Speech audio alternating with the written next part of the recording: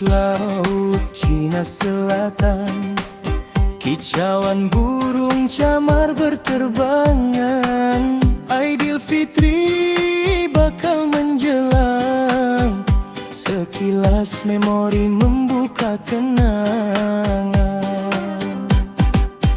Aidilfitri tanda kemenangan bagi jiwa yang diisi keimanan. Namun di sebalik senyuman, kering sudah air mata kenang. Mengenang insan yang telah tiada, yang pernah ketawa dan berduka bersama. Inilah takdir yang kau aturkan, oh Tuhan. Baru tersedar bila kehilangan. Perancanganmu ilahi mendahului, mencatat rahasia kehidupan ini. Aidilfitri menjelma kembali, bermaafan diiringi keinsafan. Simpullah kasih seeratnya, jangan dilukis di kanvas luka. Menjelangnya Aidilfitri melambai 1000 makna. Syukuri yang masih bersama, doakan yang telah tiada.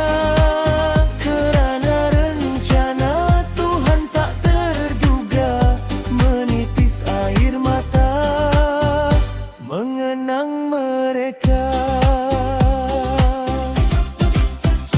Kerana esok belum pasti, harumkan kasih seharum kasturi. Walau hakikat kita mengerti, segala yang ada bukan hakiki. Ikatlah kasih seeratnya, selagi nafas masih ada.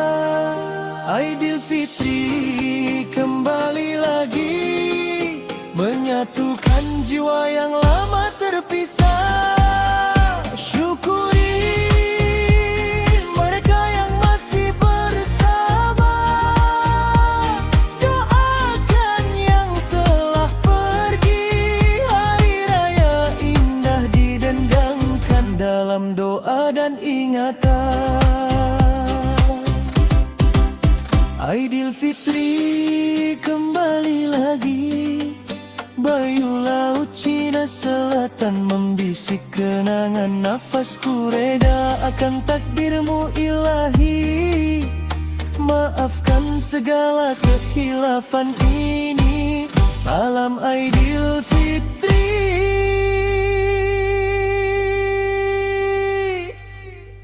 dari kejauhan.